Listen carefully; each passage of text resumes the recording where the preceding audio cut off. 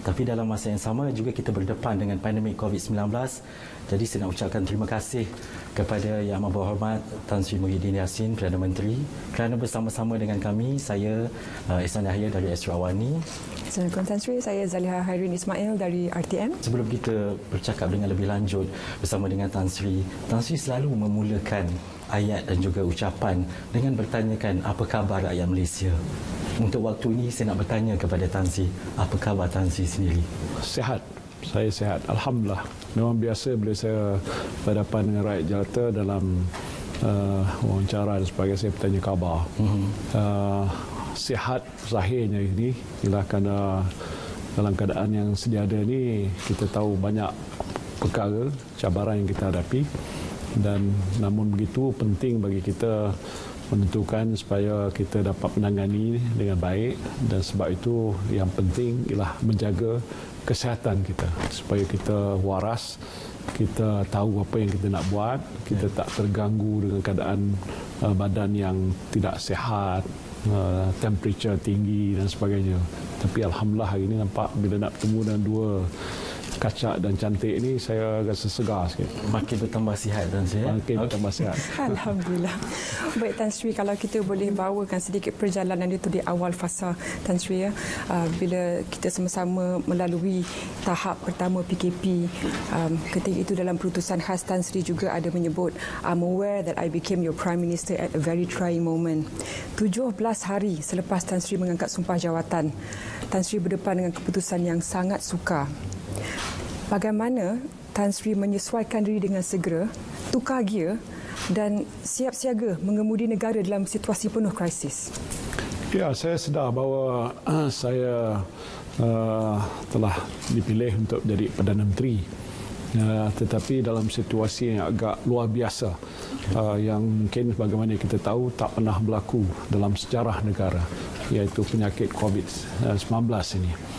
Maka sebab itu dalam keadaan yang agak begitu rupa, kita tahu ia adalah suatu situasi yang agak membahaya, boleh mengancam nyawa, dan pasti yang penting utama yang kita nak berikan perhatian adalah bagaimana nak menentukan supaya keadaan ini dapat kita kawal, dan usaha yang harus kita buat dengan seberapa cepat yang mungkin, kerana kelewatan sehari dua itu akan membawa kesan yang besar kepada rakyat jelata. Maka sebab itu kita membuat satu keputusan yang tak pernah kita buat sebelum daripada ini. Saya fikir tidak ada kerajaan sebelum ini telah memutuskan seperti mana yang saya lakukan, iaitu untuk mengenakan perintah kawalan pergerakan kita ini, itu sebagai satu cara untuk mengekang penularan wabak COVID. Dan kita melihat ini berlaku di banyak negara. Hakikatnya bukan sahaja di Malaysia, hampir di seluruh dunia. Dan sebab itu keputusan yang saya ambil sebagai ketua kerajaan untuk memastikan keadaan itu dapat kita mulakan dengan keadaan yang betul ialah untuk mengadakan PKP ini. Yang hari ini saya alhamdulillah nampak sudah mula diterima baik oleh rakyat. Dan itu sebagai langkah untuk membendung. Tetapi dalam keadaan yang sama ialah langkah-langkah yang harus diambil menerusi Kementerian Kesihatan. Apa kemudahannya ada, doktor, peralatan untuk menentukan mereka-mereka yang agak telah disaring dan didapati terjangkit dengan penyakit itu mesti juga dirawat. Dan kerana kita nak pastikan jangan ada suatu kes yang boleh menyebabkan maut ataupun kemalangan ataupun kematian dan sebagainya. Sebab itu langkah yang kita ambil PKP itu ialah untuk mendukung usaha kita supaya tindakan-tindakan mengawal wabak itu dari sudut kesihatan itu dapat kita lakukan secara berkesan. Apa yang berlaku yang kita tahu ialah bila ada PKP, duduk tidak ada lain tempat, diam di rumah saja. Jangan bergerak di mana-mana. Jangan meneruskan amalan-amalan biasa yang kita buat. Jangan berhimpun, jangan berdekatan, ataupun langkah-langkah lain yang perlu kita ambil seperti penjarakan sosial, bersihkan tangan, dan juga macam-macam perkara telah ditetapkan sebagai SOP oleh pihak Kementerian Kesihatan itu kita ikuti dengan sebaik-baiknya. Itu langkah-langkah yang telah pun kita mulakan. Itu luar biasa, tapi perlu berani dan kita langkah itu saya fikir agaknya berkesan sampai ke hari ini. Ya. Bila bercakap berkaitan dengan penjarakan sosial, itu yang kita buat sekarang Zaliha, dan bersama dengan Tan Sri. Kalau mungkin sebelum ini, kalau perjumpaan itu mungkin lebih mesra, tapi ini adalah normal baru yang kita Ini nak. pun mesra tapi jauh sikit. Tapi jauh sikit. Tapi Tan Sri melihat kita melalui 3 fasa kritikal sebelum ini. Dalam masa yang sama, Malaysia juga menjadi rujukan negara luar selepas melaksanakan PKP lebih awal daripada keadaan dan juga situasi pandemik. Dalam kita melihat kepada keadaan dan juga situasi kritikal, apa cabaran utama, cabaran besar yang dihadapi oleh Tan Sri? Soal kesihatan, itu penting sekali yang saya sebutkan awal-awal tadi, itulah tujuannya. Supaya rakyat kita akan terselamat. Kerana bagi saya, satu kematian adalah satu kerugian besar kepada negara. Sebab itu tindakan yang kita ambil adalah melihat pada soal kepentingan awam. Umumnya ialah nak kawal supaya keadaan wabak ini jangan berjangkit sehingga membawa satu bahana yang agak besar kepada rakyat kita. Jadi itu cabaran yang pertama. Sebab itu langkah-langkah yang saya telah sebut awal tadi untuk mengenakan sekatan, gerakan untuk memastikan jangan ada perimpunan, sekolah ditutup, industri juga berhenti dan tinggal hanya di rumah. Luar biasa, tapi saya kira ini ialah untuk membantu langkah-langkah yang kita sedang ambil untuk menangani perkara itu. Namun begitu, saya tahu ini bukan satu perkara yang mudah. Rakyat kita tak pernah dikekang pergerakan mereka sejak zaman berzaman untuk pertama kali. Tetapi yang saya bangga ialah kerana rakyat faham. Walaupun dia tidak pernah belajar keadaan sebenarnya, tidak ada satu perkara yang boleh kita rujukkan sebagai contoh. Tapi dengan ada kepatuhan kepada arahan kerajaan, jangan bergerak ke mana-mana, diam di rumah, jaga kebersihan. Saya fikir itu kesan yang paling baik ialah kita dapat mengawal wabak itu merebak daripada mana yang kita lihat berlaku di setengah negara agak luar kawalan. Malaysia agak sudah dikatakan terkawal. Jadi ini saya fikir cabaran yang paling besar. Tetapi juga saya percaya kesan daripada langkah itu ialah ramai rakyat yang tidak mampu untuk menjalankan urusan harian. Tidak boleh bekerja, tak boleh berniaga. Makcik Kiyah, Kupat Saleh ke siapa pun yang kita sebutkan dalam ucapan saya itu satu daripada petanda-petanda kesannya. Jadi apa dia cabarannya? Cabaran nak menguruskan satu, the life of our people, but secondly the livelihood of our people, iaitu kehidupan mereka. Bagaimana kita nak menangani masalah sebegitu? Sebab itu bagaimana yang mungkin kita tahu ada langkah-langkah susulan yang kita telah ambil untuk mengatasi dan menangani masalah itu. Satu perkara Tan Sri, bila Tan Sri menyebut berkaitan dengan cabaran dan apa sahaja yang berlaku sekarang ini, tapi mungkin dalam situasi dan juga keadaan yang kita hadapi sekarang ini, Tan Sri juga tidak terlepas daripada suara-suara yang mungkin mempersoalkan berkaitan dengan legitimasi dan juga keabsahan, khususnya berkaitan dengan Kerajaan Perikatan Nasional. Apa komen Tan Sri? Saya dalam keadaan sejak awal saya duduk di kursi Perdana Menteri, saya tak fikir soal politik. Soal pokok sekarang ni rakyat tak nak dengar dah. Saya dah tahu muak cerita-cerita itu. Yang mereka nak tahu apa kerajaan buat, apa Perdana Menteri atau Jemaah Menteri dan juga pentadbiran kerajaan yang ada hari ini laksanakan untuk menangani isu penting yang mereka sedang hadapi. Sebab itu saya tidak pun dalam mana-mana kenyataan sebelum ni, hatta sekarang ni nak mengulas soal-soal yang berkaitan dengan politik. Nanti orang kata soal COVID tak selesai, dia cerita soal parti dia cerita soal gabungan dia, kerajaan dia, keabsahan dia. Ya, ini rakyat tidak berminat. Saya faham tentang itu, sebab itu bagi saya itu akan sampai masa yang agak sesuai dan kalau perlu dijelaskan kita akan jelaskan. Bagi saya ini amanah. Ya, ini tanggungjawab. Yang ini rakyat nak melihat kita ni berfungsi, dan saya dah sebutkan waktu pembentukan Jemaah Menteri, this is a functional government. Kerajaan yang berfungsi, yang melaksanakan tugas. Yang ini yang saya nak buktikan, yang saya fikir inilah yang rakyat mahu diutamakan. Membawa kepada soalan seterusnya, Tan Sri, pakej rancangan yang diperkenalkan RM260 bilion ataupun 18% daripada KDNK negara yang diharap dapat menjadi cushion kepada impak COVID-19 ni, Tan Sri. Bagaimana Tan Sri melihat ini satu jumlah yang kita tidak pernah lihat sebelum ini. Bagaimana, mungkin sebab awal lagi dibentangkan, bagaimana Tan Sri boleh memberikan lebih keyakinan kepada rakyat Malaysia ini dapat menstabilkan ekonomi dan diharap dapat membantu rakyat yang terkesan dalam situasi yang penuh ketidaktentuan ini. Dalam langkah pertama yang kita beri perhatian adalah soal nak menangani wabak itu sendiri, penyakit itu sendiri. Ini yang kita dah faham apa langkah-langkah tindakan Kementerian Kesihatan. Tetapi dalam keadaan yang sama disebabkan oleh PKP tadi, kesannya ialah boleh dikatakan amat besar kepada kehidupan rakyat biasa ataupun pada ekonomi negara kita. Jelas terbukti bahawa sehari perniagaan kita tak berjalan, kita rugi 2.4 bilion ringgit. Ya, cuba kira berapa hari yang sudah kita kenakan PKP ini. Tetapi di samping itu disebabkan oleh kerana penting nak mengawal supaya wabak itu tak berjangkit merebak keseluruhannya yang jumlah yang berpuluh-puluh ribu atau yang mati beribu macam yang berlaku di setengah negara, kita tidak ada pilihan. Ya. Sebab itu kita ambil tindakan sebegitu, tapi kesannya pula ialah pada ekonomi amat buruk sekali.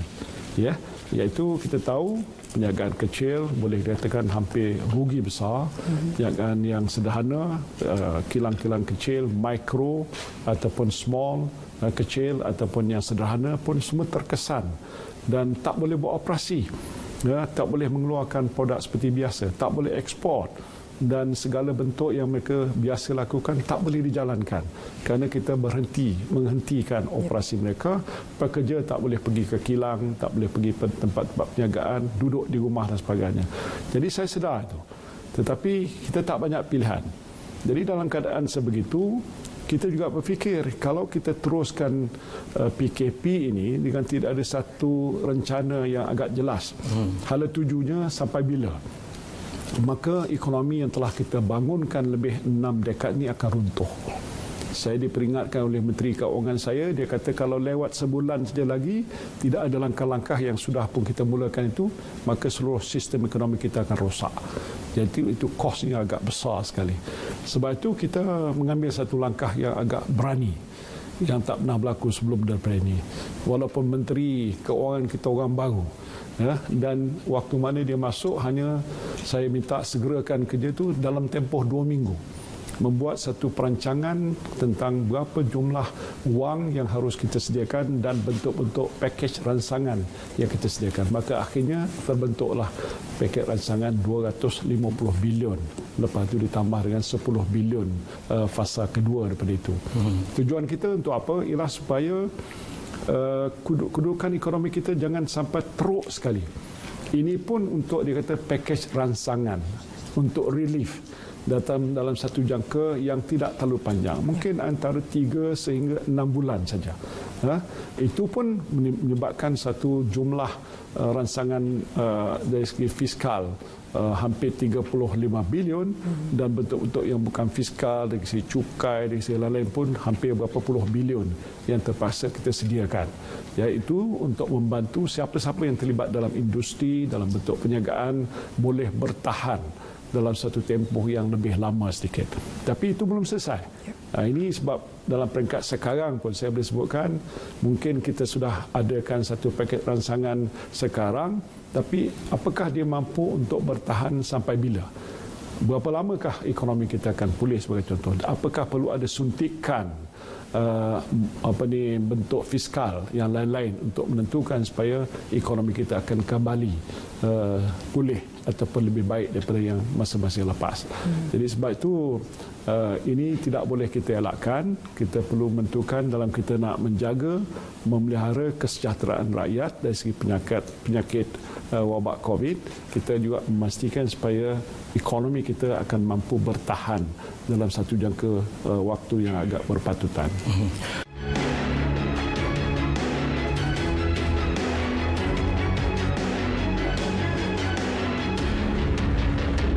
Tan Sri, apabila Tan Sri memimpin bacaan doa yang diaminkan oleh jutaan rakyat Malaysia khususnya, tapi dalam masa yang sama daripada amin setiap rakyat Malaysia itu, mungkin kita nak melihat kepada kebajikan dan juga industri.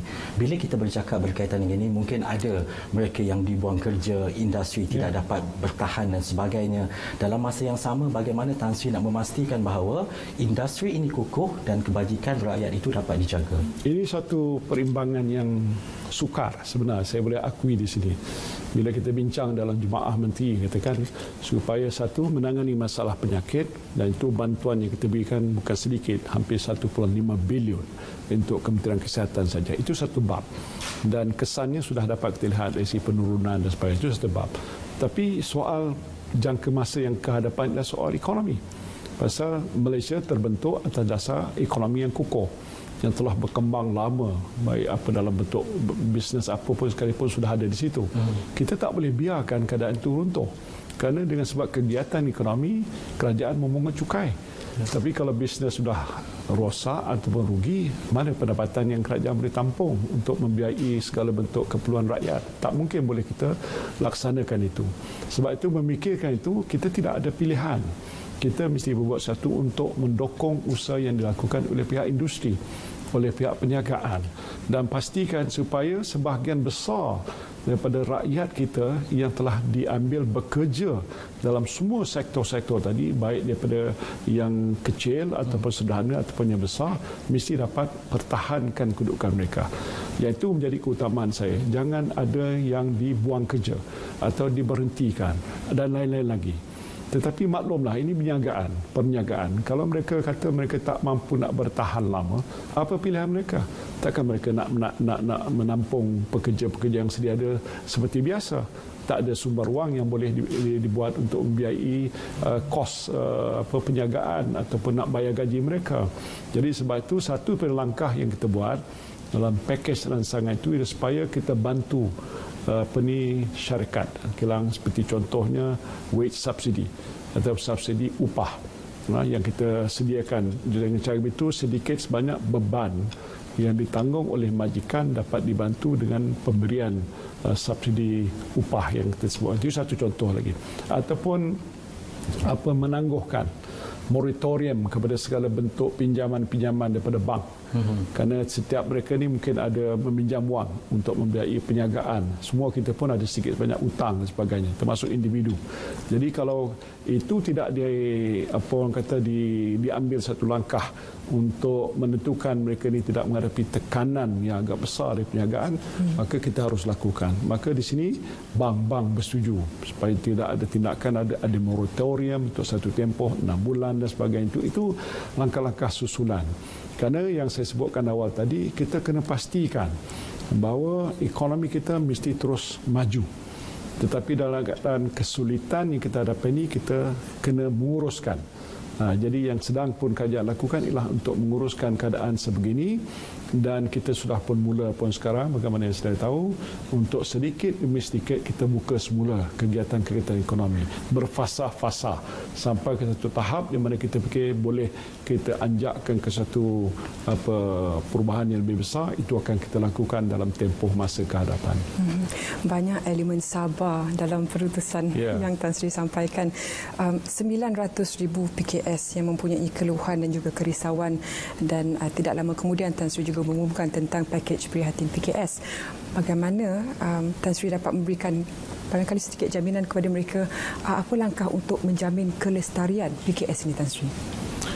Itu penting, ya, pasal ekonomi kita sebahagian besarnya bergantung kepada kegiatan PKS, perusahaan kecil dan sederhana, melibatkan jumlah tenaga kerja yang besar. Saya fikir hampir kat 70% pada jumlah tenaga kerja datang daripada sektor PKS, dan menjana pendapatan pada keluaran dalam negara kasar pun besar, lebih 34 ke 35%. Jadi dia merupakan komponen yang terpenting dan malahan lebih penting daripada setengah sektor. Tak menafikan juga perniagaan individu, dia kata mikro, informal, sektor-sektor segitu juga penting. pasal mereka nak mencari pendapatan untuk menyara keluarga dan sebagainya itu. Jadi oleh sebab itu kita tidak ada banyak pilihan. Kita nak pastikan supaya sektor-sektor tadi tu mesti terus dapat mampu dipertahankan. Ya, mungkin ada setengah perniagaan tidak mampu, maka sebagaimana biasa terpaksa ditutup. Tapi seboleh mungkin mereka ni harus teruskan itu kerana ada sumbangan-sumbangan besar yang kita harus harapkan daripada bidang ini dan ini harus kita laksanakan. Sebab itu antara perkara yang kita berikan tumpuan tadi ialah untuk menjana. Ya, daripada sejumlah tadi hampir 100 bilion untukkan itu untuk sektor PKS saja. Itu tak masuk yang lain-lain lagi yang juga ada kita tokok tambah untuk menentukan kelestarian atau sektor sebegini untuk jangka masa ke hadapan. Dia bukan untuk sekarang je tapi untuk masa yang panjang. Dan Tan Sri, dalam situasi kita berdepan dengan pandemik COVID-19, pelbagai dimensi bertukar waktu ini. Apa yang Tan Sri sebut adalah new norm ataupun normal baharu yang kita lihat secara jelas apabila kita tidak bersalam, hanya meletakkan tangan di dada, membasuh lebih kerap tangan kita setiap hari. Tapi dalam masa yang sama, bagaimana Tan Sri melihat perkara ini dalam kita bermasyarakat dan juga kita bernegara dalam tempoh dan juga keadaan sekarang, bagaimana penerimaannya, Tan Sri? Saya fikir walaupun hanya tempoh agak ni berapa lama, 2 bulan lebih kurang itu, sebulan lebih, kita melihat satu bentuk corak budaya kerja kita yang baru. Corak gaya hidup kita juga yang baru, yang tak pernah kita saksi ataupun lakukan sebelum daripada ini. Contoh-contoh tadi, duduk di rumah, lepas tu jaga kebersihan, kesihatan, penjarakan sosial. Saya pun tak pernah dengar istilah penjarakan sosial sebelum masalah itu timbul. Saya bertanya orang, apa makna penjarakan sosial? Sekarang saya sudah faham lah, maksud tadi ialah jangan duduk dekat-dekat supaya tidak berjangkit dan sebagainya. Tapi yang agak istimewa ialah penerimaan rakyat yang tidak sebenarnya dididik dengan perkara itu agak dengan mudah. Ada disiplin, ya, patuh.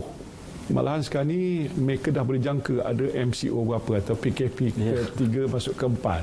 Mereka dah bagi gambaran pada saya sebelum saya buat keputusan pun, kerana mereka kata untuk lebih selamat itu harus kita lakukan. Ini satu bukti yang jelas bahawa rakyat Malaysia ni boleh dibentuk. Ya, mereka faham adalah ini satu langkah yang agak baik untuk mereka dan sebab itu mereka ikut aturan walaupun sedikit sebanyak adalah pelanggaran sana sini, kereta bersesak sedikit kadang-kadang jalan raya, bagi saya itu biasa, tapi semuanya dalam keadaan yang agak terkawal.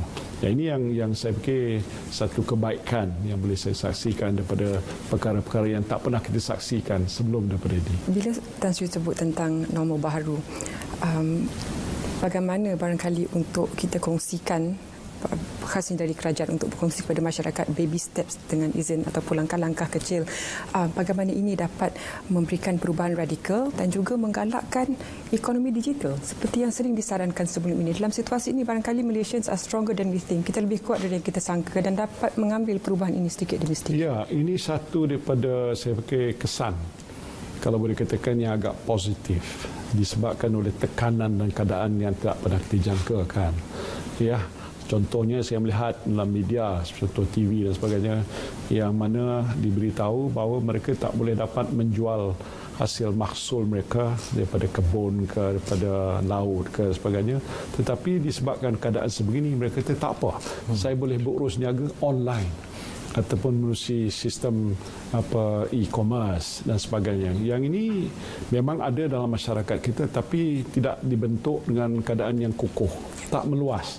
Tetapi dengan situasi baru ini agak sudah jadi satu trend bahawa terbaik mungkin ialah kita buat pesanan melalui talian ataupun tidak payah keluar ke pasar, cuma pesan daripada Grab dan sebagainya, Food Panda. Ini contoh-contoh di mana the new norma baru yang kita fikir disebabkan oleh keadaan sebegitu. Dan tadi saya sebutkan soal digitalization. Saya dah mengambil ini sebagai satu daripada cabaran baru, iaitu bila kita nak ke hadapan selepas daripada ini, harapannya keadaan akan kembali semula seperti dahulu tapi dalam bentuk baru. Maka itu kita nak percepatkan proses pendigitalan masyarakat kita, baik dalam bidang pendidikan.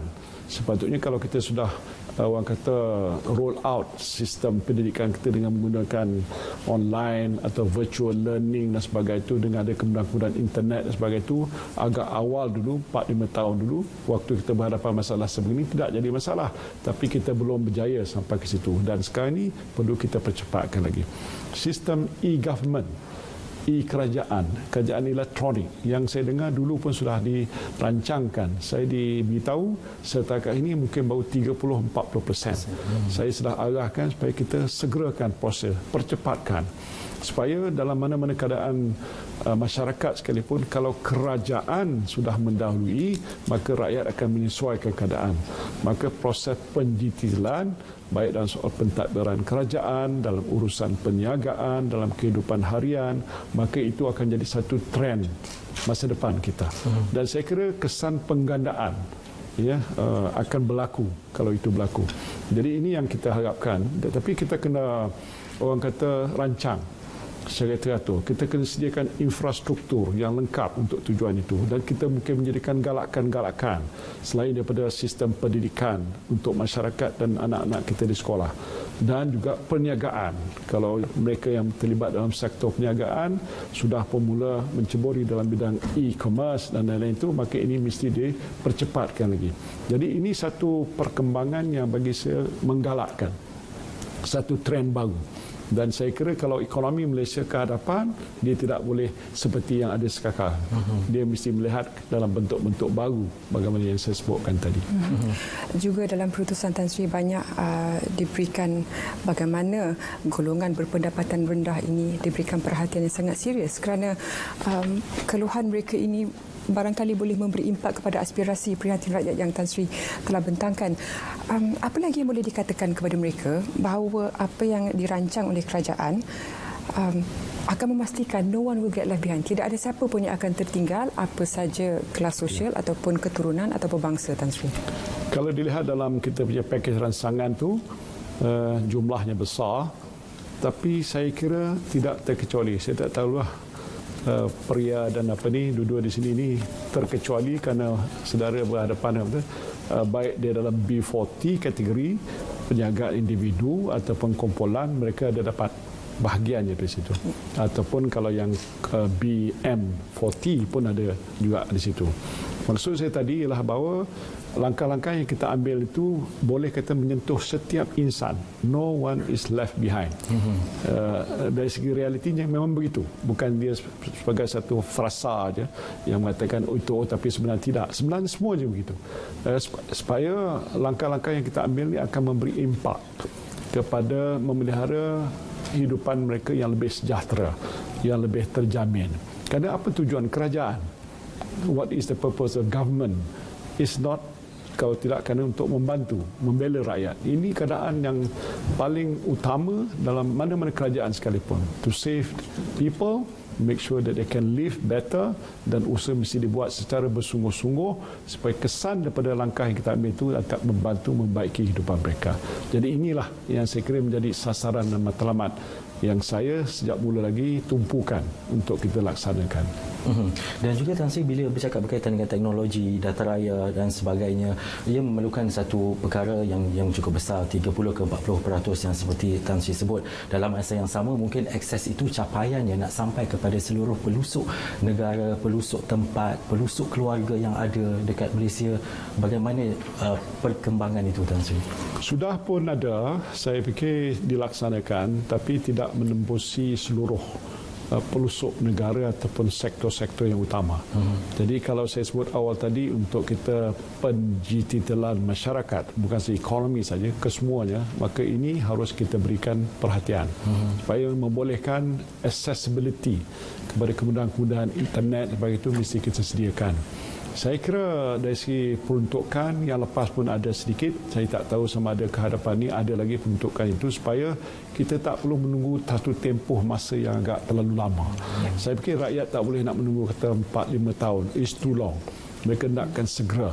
Kalau kita boleh selesaikan perkara itu dalam tempoh yang segera, maka matlamat yang saya sebut tadi untuk melihat ke hadapan soal pendigitalan masyarakat kita dalam semua bidang tu dapat dilaksanakan dalam tempoh yang tidak terlalu lama.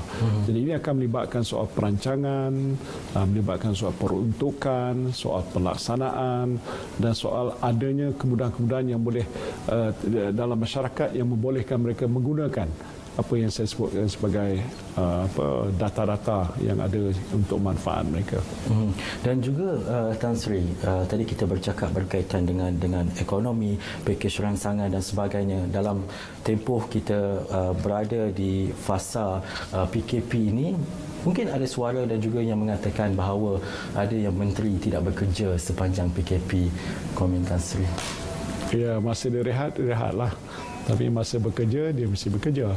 Ya, dan saya kira walaupun keadaan sekarang ini dalam MCO, sepatutnya mereka harus duduk di rumah. Tapi saya dah keluarkan arahan, mesti ada kerja-kerja yang harus dilaksanakan, mereka harus datang ke pejabat. Jadi, tapi dalam keadaan sekarang ini, saya nak supaya menteri dan juga rakyat tahu bahawa apa fokus kerajaan. Fokus kerajaan ialah soal isu COVID. Ya, COVID-19 ni. Apa langkah yang kita buat? Sebab tu saya tentukan hanya 1-2 jurucakap. Ya, katalah Menteri Pertahanan Datuk Ismail Sabri, dia jurucakap dari sudut kerajaan. Dengan DG Hisham yang agak popular sekarang ni lah kerana bercakap tentang soal COVID. Tiap jam 5 petang, saya tak tahu which media ni, keluarkan tu, orang menunggu-nunggu sama. Jadi tidak ada terganggu oleh sebab banyaknya jurubicara. Itu sengaja saya buat supaya tak terganggu, tapi tidak bermakna bahawa menteri tak menjalankan tugas.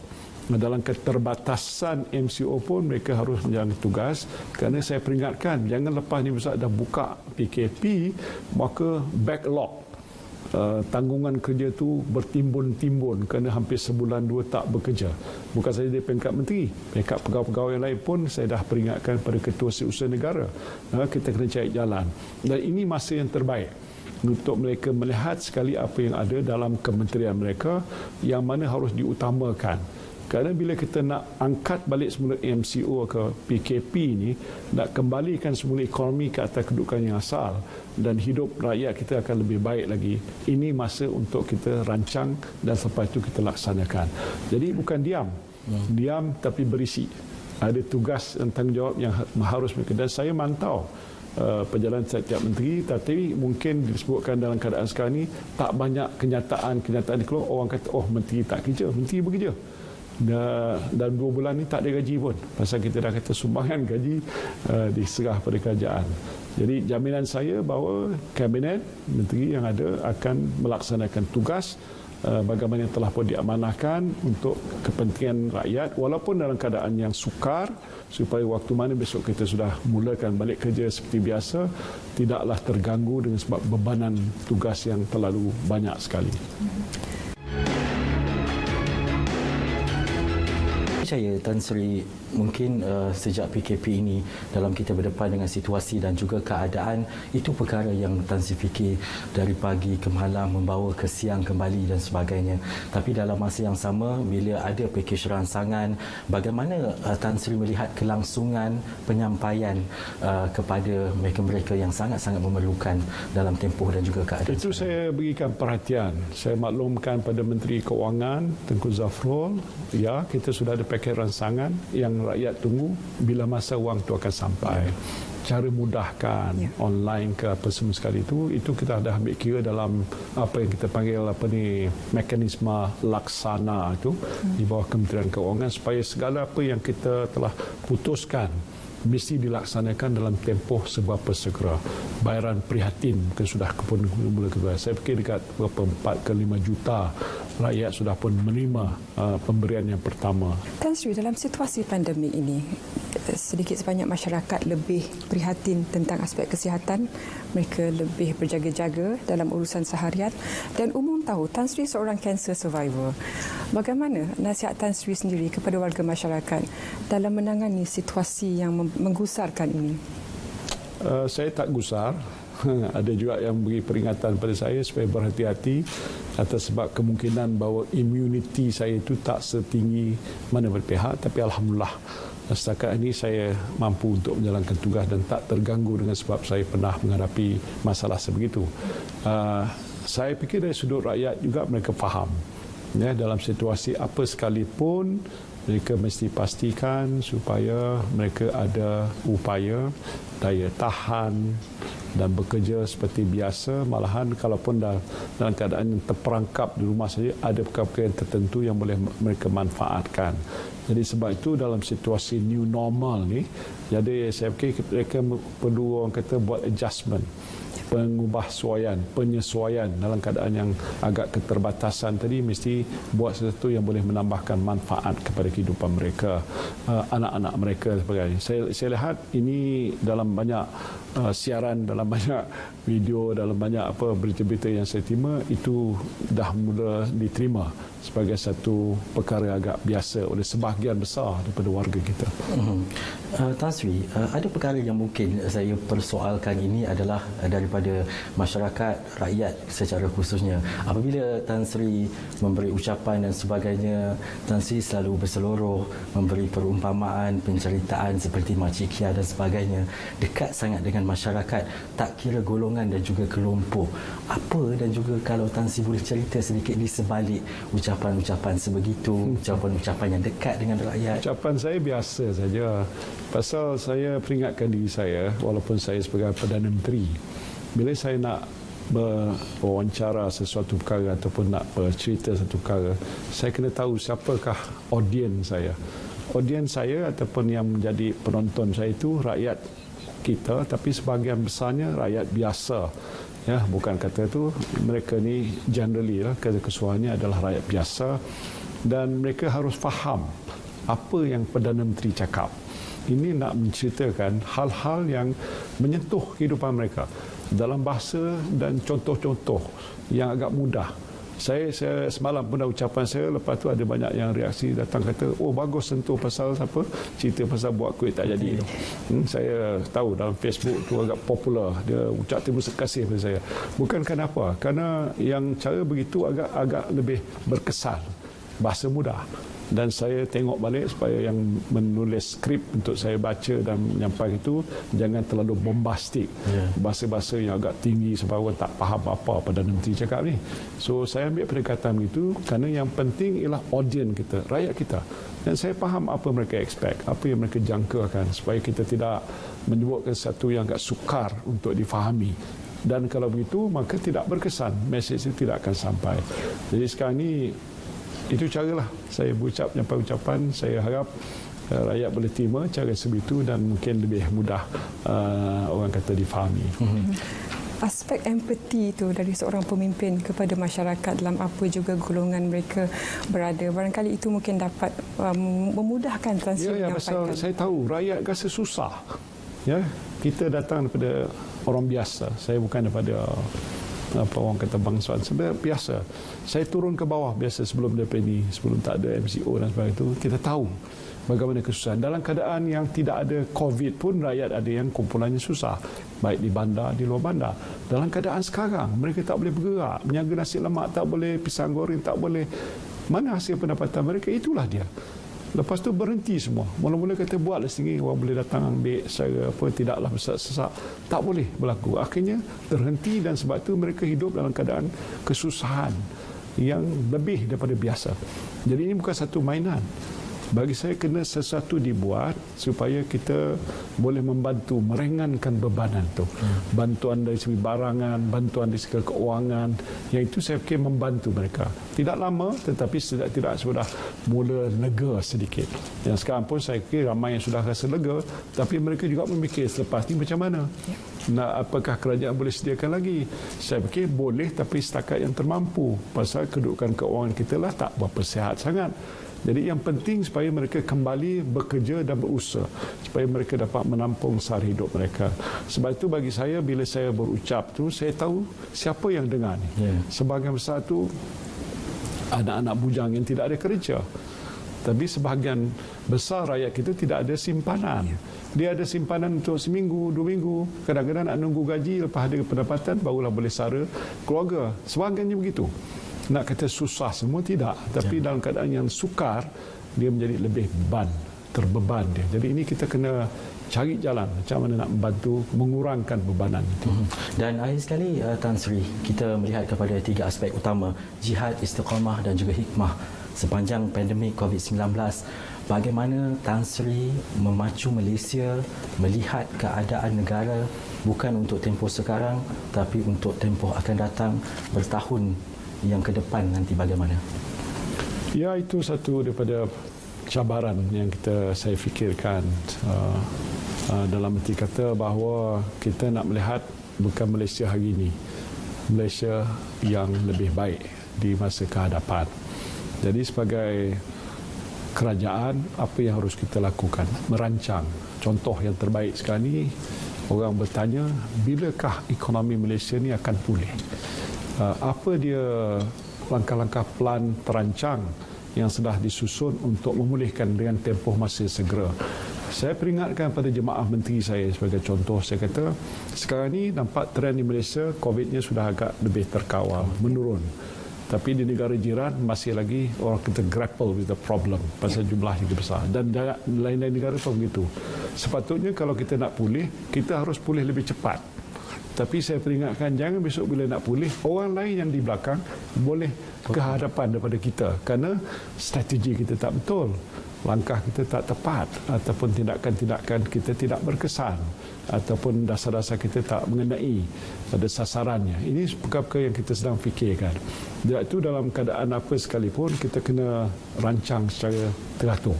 Dan ini memerlukan kebijaksanaan, malahan keberanian, bukan saja buat itu dan harapkan sesuatu yang baik. Jadi kena fikir, ada pakar, ada tim untuk menguruskan perkara itu, dan kita teliti secara mendalam sebelum kita laksanakan itu.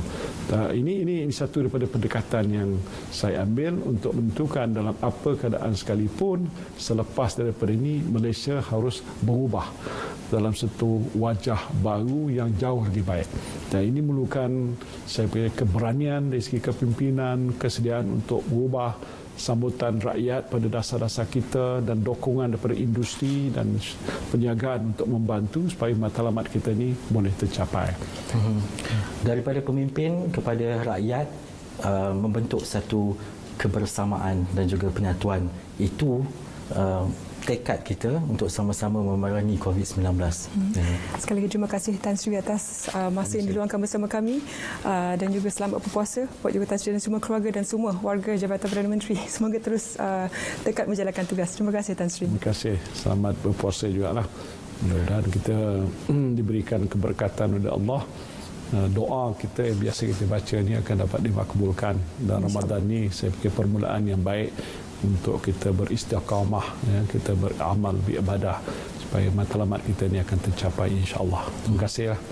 Terima kasih. Ini Temu Bual eksklusif bersama Yang Amat Berhormat Perdana Menteri Tan Sri Muhyiddin Yassin.